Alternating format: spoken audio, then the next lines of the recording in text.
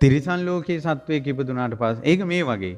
ඔයාලා හිතන්න බලන්න ගෙදරක ඉන්නවා චූටි බලු පැටියෙක්. චූටි බලල් පැටියෙක්. මේ චූටි ළමයි මේ දූල පුතාලා හරි ආසයි වුන්ට.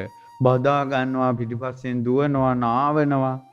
එතකොට අපි ගොඩාක් ආස කරන්නේ ගොඩාක් කැමති වෙන්නේ තිරිසන් ජීවිතයකට. කාටුම් බලලා සමහර අය කතා කරන කුරුල්ලෝ අතර ඉපදෙන්න ආසයි. මට පිට රටවල් වල ධර්ම දේශනාවලට ගියාට පස්සේ ඒ රටවල් වල ඉහළ ජොබ් කරන ඉහළ රැකියාවල යෙදෙන මිනිස්සු මුණ ගැහිලා තියෙනවා. මම එක නෝනා කෙනෙක්ගෙන් ඇහුවා එයා තානාපති කාර්යාලයේ වැඩ කරන ඉහළ නිලධාරිනියක්. එතුමිය මට කිව්වා මේ ස්වාමීන් වහන්සේ මම කැමති මැරුණට පස්සේ ඩොල්ෆින් කෙනෙක් වෙන්න කිව්වා. මාළුවෙක් වෙන්න ආසයි. ඒ යාළගේ ආස හිතෙන දේ චූටි මාළු ටැංකියක චූටි මාළුවෙක් එහෙම යනකොට ආසයි.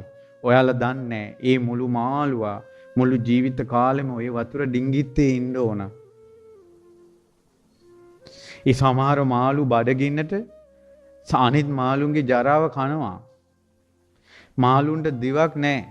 සංසාරේ බොරු කීමේ විපාකයකට මාළුවෙක් වෙන්නේ. මාළුවෙක් වෙන්නේ මොන කර්ම විපාකයකටද පින්වත් දරුවනේ? බොරු කීමේ විපාකයකට. දිවක් නැහැ මාළුවාට.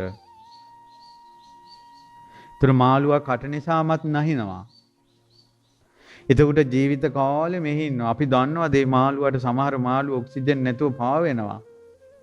මුළු ජීවිතේම අර වතුර ඩිංගිත්තේ ඉන්න බෑයි.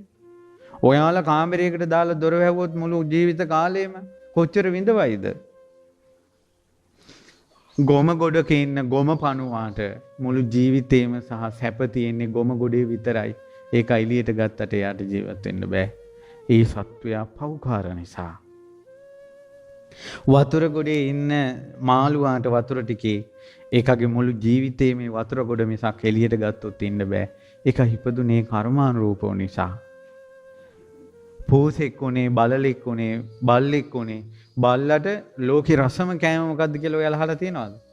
බඩගින්නේ ඉන්න බ්‍රාහ්මණයෙකුට රස මසවලු සහිත කෑමක සුවඳක් එනකොට අනේ කණ්ඩ ඇත්තන් කියලා හිතෙනවනේ.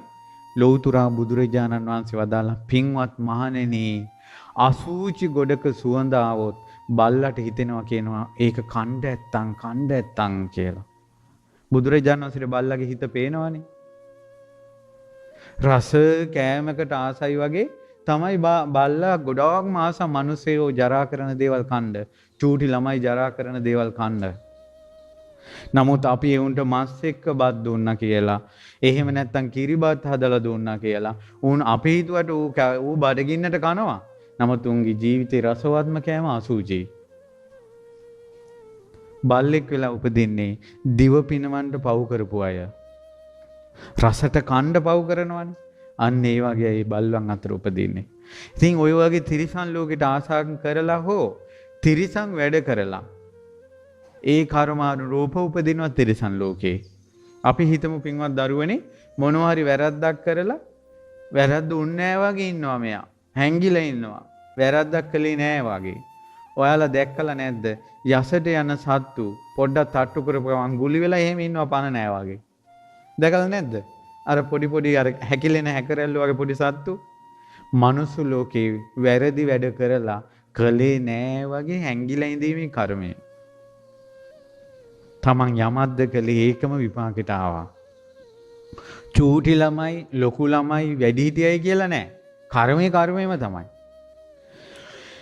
ඇවිලෙන ගින්දරක් පොඩි ළමෙක් ඇල්ලුවත් පිච්චෙනවා, තරුණෙක් ඇල්ලුවත් පිච්චෙනවා, වැඩිහිටි කෙනෙක් ඇල්ලුවත් පිච්චෙනවා. එතකොට ඒක පිච්චෙනවා කියන එකට එයාගේ වයස බලපානවද? අන්න ඒ වගේ තමයි පාපේ කියන එකට එයාගේ වයස බලපාන්නේ නැහැ.